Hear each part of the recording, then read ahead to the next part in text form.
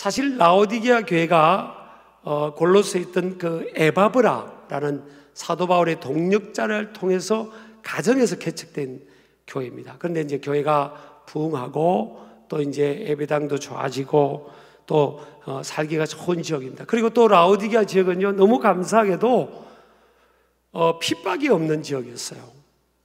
핍박이 없고 우상숭배로 인해서 신앙의 갈등으로 인해서 경제적이나 사회적으로 피해를 입는 그런 다른 지역과 같이를 안 했어요. 피해를 입지 않고 또 불이익을 당하지 않는, 그러니까 어떻게 보면 경제적으로 괜찮죠. 핍박이 없죠. 불이익이 없죠. 그러니까 먹고 사는데 또 의료 혜택이 잘 주어졌죠. 마음껏 옷을 이제 앞선 패션을 입을 정도로 삶의 누림이 있는 그런 곳이에요. 신앙생활도 얼마든지 제한받지 않고 할 수 있는 그런 곳입니다. 그래서 이들이 생각하기를 라오디아 지역에 있는 그들 가운데 예수님을 믿던 그 사람들조차도 어떤 생각을 갖는가 하면, 야, 우리는 부유하다, 아무 부족함이 없다, 이런 고백을 그들이 하게 된 겁니다. 그때 우리 예수님께서는요, 어떤 진단을 했는가 하면 그들의 생각과는 정말 다른, 자기들이 생각할 때는 우리는 A+급의 신앙생활을 하고 있다 생각했는데 예수님은 F랍니다. F 중에 F. 7개의 교회 중에서 가장 좋지 못한 점수를 때려버립니다. 그들이 부유한 게 아니라 5가지 형용사로 말씀을 하죠. 17절에 보면 곤고한 것, 공고한, 가련한, 가난한, 눈먼, 벌거벗은, 이렇게 5가지를 말합니다. 공고한, 가련한, 가난한, 눈먼, 벌거벗은. 이게 예수님의 진단이에요. 자기들은 부족하고 부유하고 부족함이 없다고 하는데 예수님이 볼 때는 공고하고 가련하고 가난하고 눈물고 벌거벗었다는 거예요. 아이고, 옷을 잘 입고 잘 입는 도시인데 예수님이 볼 때 너희들은 옷을 다 벗어버렸다. 또 너희들은 가난하다. 너희들은 공고하다. 공고하다는 것은요, 가장 불행한 인생이라는 거예요. 불쌍한 인생이라는 겁니다. 눈이 멀었다는 거예요. 눈이 가장 퍼리기아 안약을 만드는 의과대학과 병원이 있어서 사람들이 다른 지역에 있는 사람들보다 눈 시야가 훨씬 좋을 텐데 예수님이 볼 때는 눈이 멀었다는 거죠. 눈이 멀었다. 너희들 눈 멀었다. 그러면서 우리 예수님께서는요, 처방전까지 내려줍니다. 내게로 와서 3가지를 사야 된다. 그렇게 말씀을 합니다. 3가지를 사야 되는데 뭘 사야 되는가 하면 불로 연단한 금을 사서 부유하게 하라. 이 첫 번째로는요, 불로 연단한 금을 사서 부유하게 하라. 여기서 불로 연단한 금은 뭔가 하면 불로 태워진 정련된 금인데 불순물이나 찌꺼기가 완전히 제거된 금입니다. 그러니까 너희들의 신앙이, 이 금은 신앙입니다. 신앙. 믿음, 신앙을 말해요. 너희들의 믿음이 내가 볼 때는 이 미지근한 믿음이다. 내가 토하고 싶다. 너희 라오디게아 교회 물 상태처럼 내가 그냥 너희들을 보면 그냥 토하고 싶으니까 빨리 너희들 회개하고 처방전을 가지고 처방을 받고 그대로 실천에 옮겨야 된다는 겁니다. 뭘 해라는 거죠? 너희들의 믿음을 섞여있는, 세상의 것으로 섞여있는 너희들의 믿음을 불로 연단한 금을 사라. 그러니까 이 불을 통해서 이 불로 단련이 되면 이 금에 있는 불순물이 빠져나가는 겁니다. 그래서 순금, 정금이 되는 거예요. 그래서 우리가 정금 같은 믿음 그러잖아요. 여자분들이 좋아하는 이 금, 24K 순금이 되는 거예요. 불순물이 없는 금이 되는 겁니다. 그래서 어떻게 가능하냐? 불은 뭔가 하면 고난이에요. 고난. 인생에 뭐라고요? 고난, 시련을 말하는 겁니다. 그리고 어떻게 보면요, 이 고난이나 시련이나 역경이 그렇게 지나놓고 보면 마이너스만은 아니에요. 우리의 믿음은 고난을 통해서, 시련을 통해서, 역경을 통해서 우리의 믿음이 정화되는 거예요. 불순한 것이 빠져나간 겁니다. 어쩌면 이게 우연이 아닙니다. 이게 보면 한국 교회 이런 상황, 이게 그냥 행정명령 당하고 락다운 되고 그냥 이 상황이요, 우리가 뭐 교회가 힘이 없어서가 아니에요. 또 우리 교회도 보면 저도 저항력이 만만치 않은데 뭐 나라의 그 교단이나 또 연합, 그래서 그냥 뭐 리더들이 오케이 문을 닫고 보니까 2주 만이 안 되잖아요.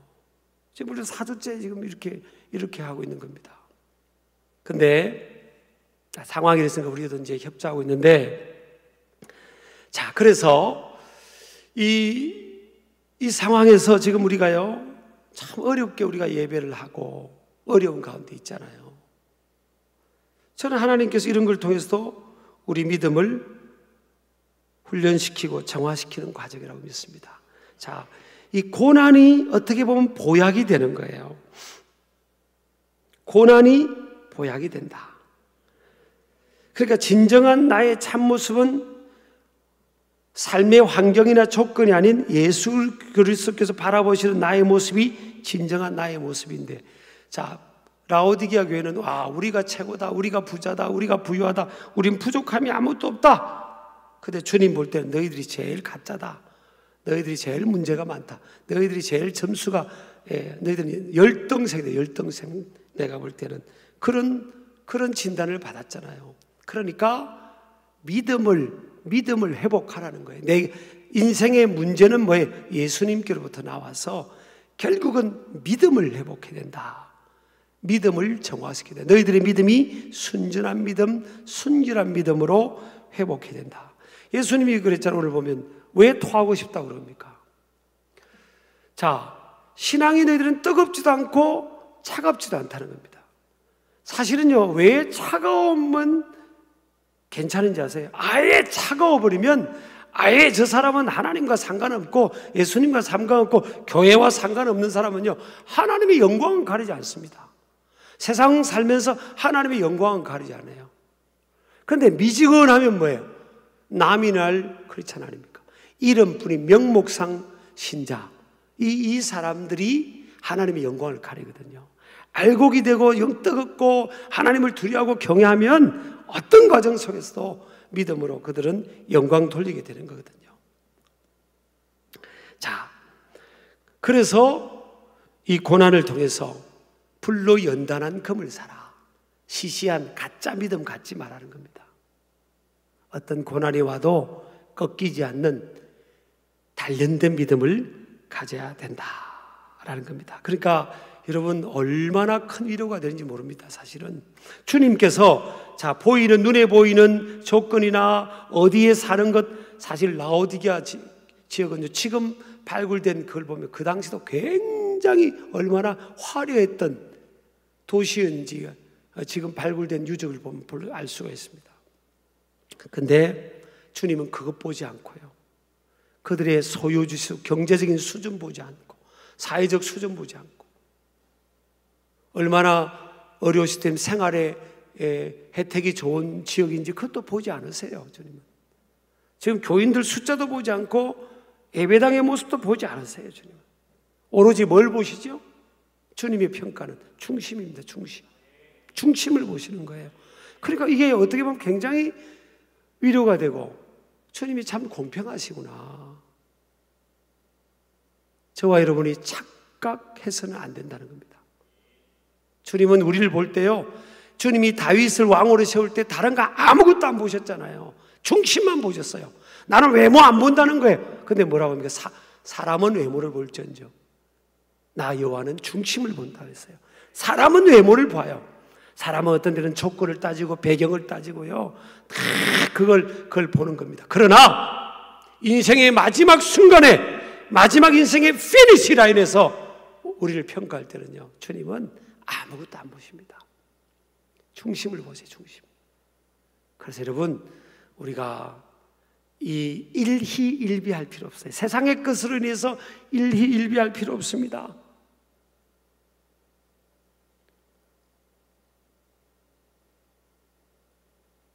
우리 인생의 여러분 평가는 주님이 우리 중심을 보신다니까요. 네 중심이 어디 있냐는 거예요. 네 믿음의 중심이 어디 있냐? 너 믿음이 진짜냐? 네 믿음이 가짜냐? 네 가슴이 나를 향한 구원의 즐거움과 감격으로 뜨겁냐? 그걸 보시는 겁니다. 그러니까 얼마나 주님은 공평하세요. 얼마나 주님 좋으신 분입니까? 누구든지. 근데 사람은요,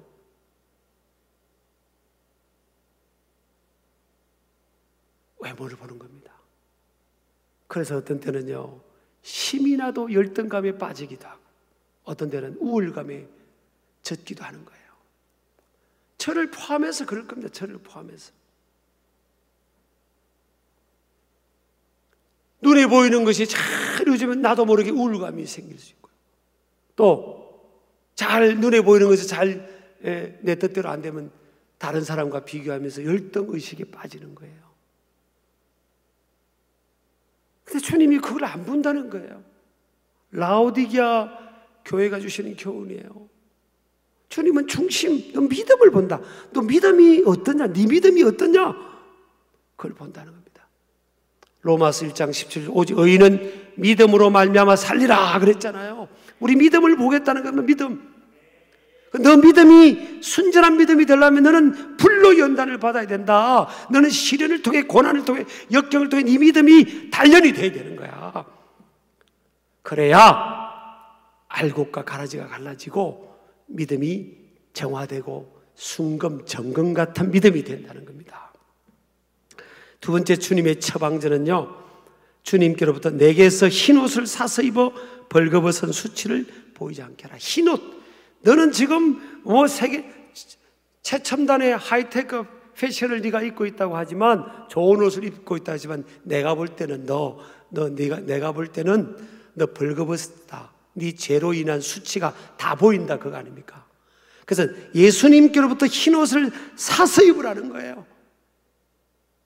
예수님께도 흰옷을 값없이 사서, 믿음으로 사서 그걸 입어야 된다는 겁니다. 여러분, 인생은요, 다 누구든지 죄인입니다. 모든 사람이 죄를 범하였음에 하나님의 영광에 이르지 못합니다. 인간은 죄로 인해서요, 죄가 들어옴으로 인해서 인간은 수치심을 느끼고, 인간은 부끄러움이 생기고, 이 죄로 인한 죄와 허물로 인해서 인간은 수치를 느끼는 존재가 된 거예요. 죄책감을 느끼는 존재가 된 겁니다.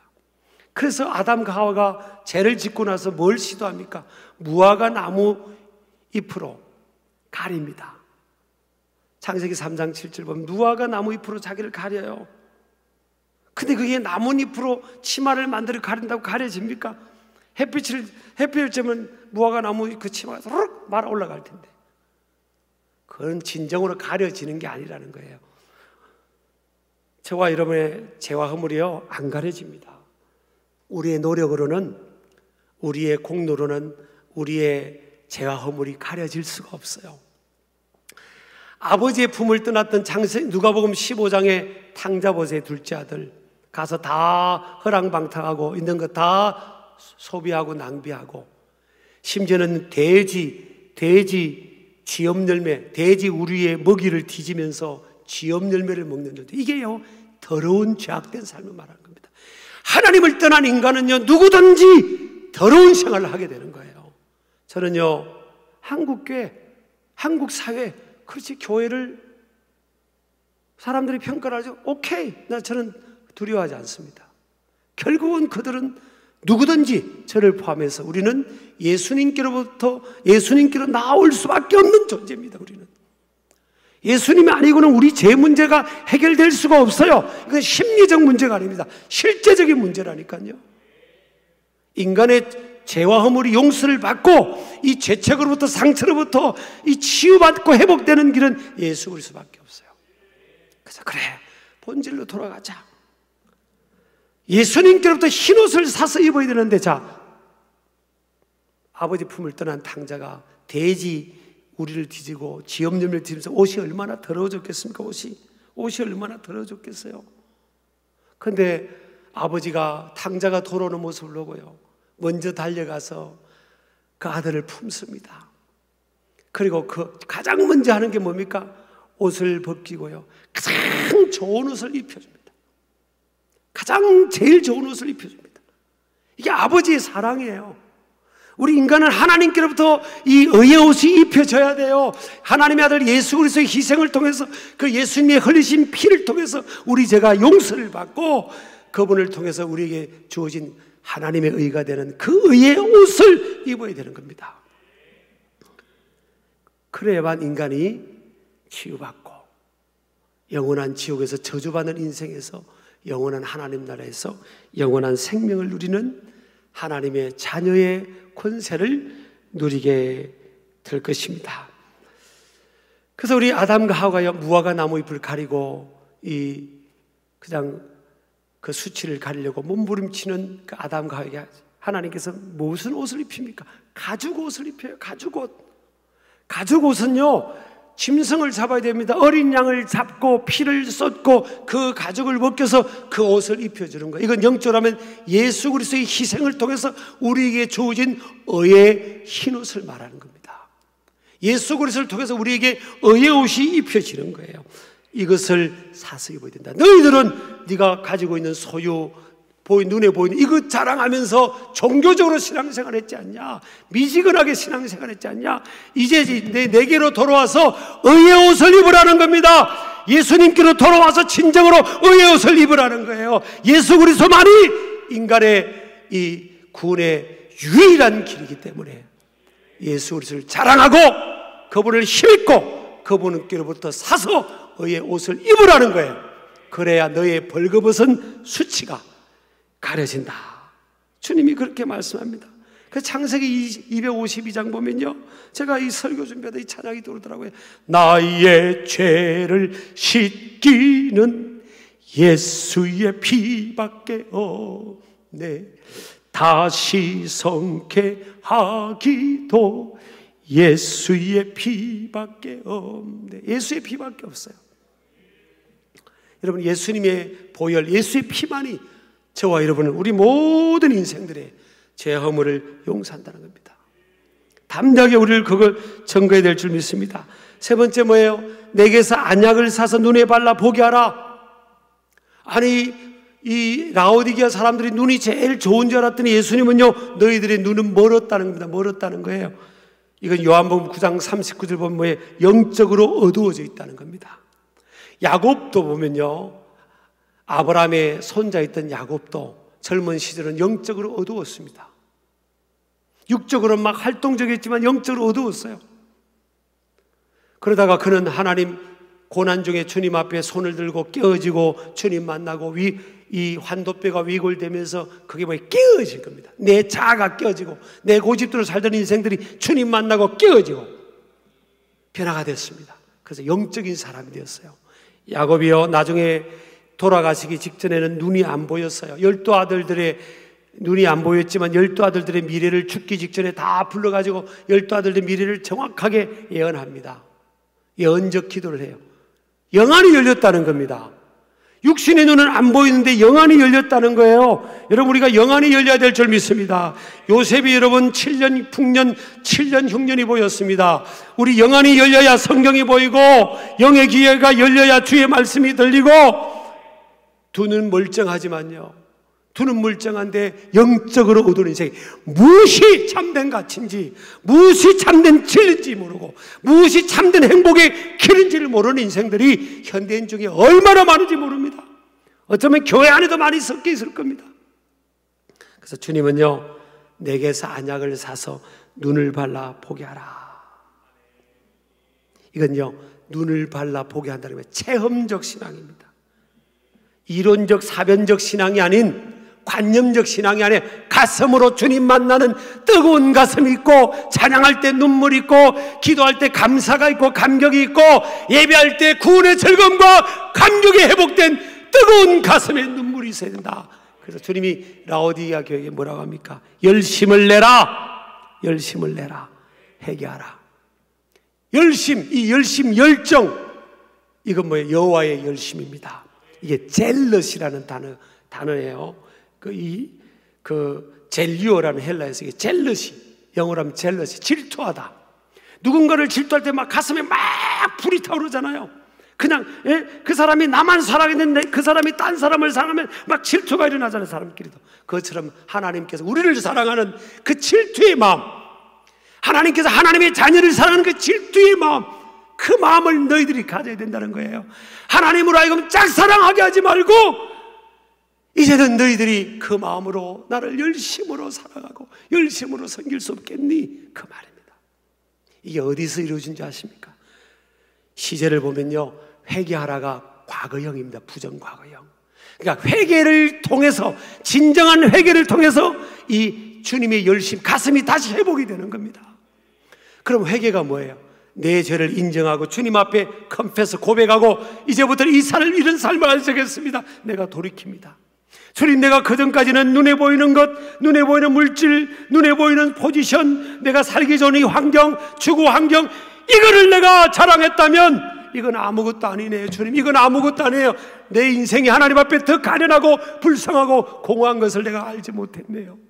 주님, 내가 이제부터는 예수 그리스도를 믿는 믿음만 자랑하고 나를 구원해 주신 그 주님만을 자랑하고 내가 그 열정을 가지고 체험적으로 날마다 주님과 동행하면서 체험적 신앙, 가슴이 뜨거운 신앙을 살아가겠습니다.